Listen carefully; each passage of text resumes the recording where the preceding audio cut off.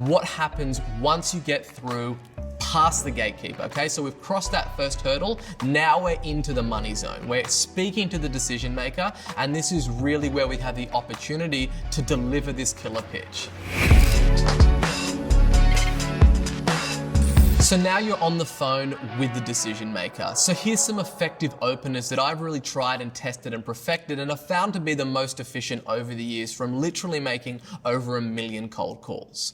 This goes back to being respectful. You don't just want to just jump in and railroad this person into a pitch immediately if they don't have the time to speak to you, because you need to know that all cold calls are an interruption, and we have disrupted his day. We don't know what they were doing, and we're just kind of jumped in on them, right? So you do need to be polite in asking them if they do have a minute now.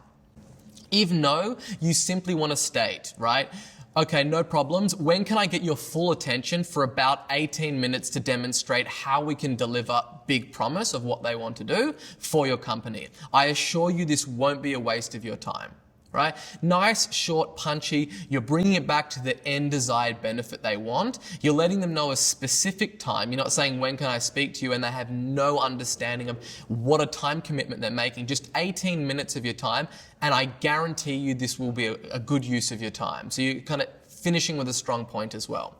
Then if they say yes straight out the gate, then what you want to do is you want to say, no problems, fantastic. How are you currently using Google AdWords to get more clients? How are you currently applying X to get the desired outcome that you're after? So you can basically cut and paste whatever it is that your service is and whatever that big pain point for your market is at that point. Now, this is kind of a great way to get them speaking and get them talking a little bit. And depending on how much they give out to you at this stage is essentially how receptive that they are to receiving this phone call in the first place. So you wait until you get their response. Okay, so then you basically always want to be in agreement with the person. Whatever they say, you want to say, okay, fantastic, okay, great, whatever that transition word is for you that you're really comfortable with. Okay, so would you be open to learning some ways that you could achieve the desired outcome and solve the biggest pain point without the biggest frustration that they currently have? So it might be without spending more money on advertising, or without, hiring more people to do this, or whatever the thing is. So again, I'll just go over that one more time. Okay, so would you be open to learning about ways that you could achieve the desired outcome and solve your biggest pain point without their biggest frustration? And if they say that they're busy at this stage, that's when you want to come back and say, no problems, I can call you back in 30 minutes if that would suit. Okay, so you're also giving them the option to set up another time later with you, because the last thing that you want to be doing is pitching someone when you don't have their full attention. You will never ever move the ball further up the field if someone's got 1,000,001 things going on right now in their day and they're kind of just half listening to you. You need to assure that you have their full attention. So it is good to basically give them this door as an entry point for them to say, look, can I give you a call back in 30 minutes? If it doesn't work for them. And they will say yes, and if they don't, then you can always tee up another time later on in the week that would be better for them. So then once you've got their undivided attention on these calls, then what you want to say is, like, you've gone through the pitch with them and they're kind of receptive to what you're talking about at this point. And then you would say, look, great, look, it sounds like you're a perfect fit for us.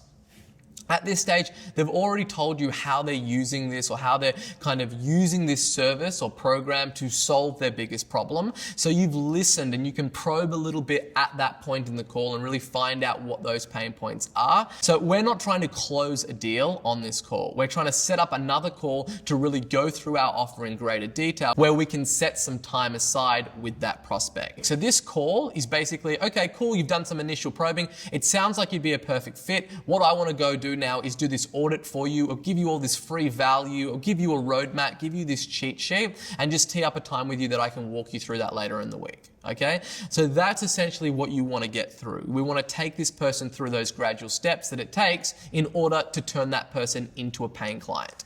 And then you would basically give them the option and say, hey, okay, cool. So are you available this week or next for a meeting? And then if they say yes, you can say, all right, excellent. And you want to basically schedule that meeting. Now, when it comes to schedule a meeting, you'd never want to ask, when works for you next week. You are simply asking for something then from that person. You're asking them to pull up their calendar, look for an available time slot, and you're asking that person to work for you and basically do a task that you've asked them to do. And that is the wrong way to approach it. You want to make this very simple and very easy, right? You basically want to give people options. So you would say, okay, look, when works best for you, this week or next, right?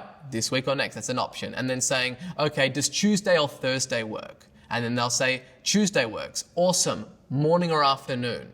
And then they'll say, afternoon. Terrific. 2 p.m. or 4 p.m. It's just constantly giving them options, so it's just like they're just selecting, and it keeps that momentum and makes this a very easy decision for them. So that's the process of what you want to do in terms of scheduling this meeting with them, making it as easy as possible, letting know that you'll be delivering some value on that call, and you're going to go away and put something to work and come back to them with something of value. Hey guys, if you enjoyed this video, make sure that you click the like button and subscribe. We're dropping a video on YouTube every other day. And if you've got any questions about any of the content that I covered in this video, just basically leave a comment with hashtag #HeySabri in the comment section. And every week we're also trying to go through all those questions and get them answered. So go ahead, click subscribe, and we'll see you in the next video.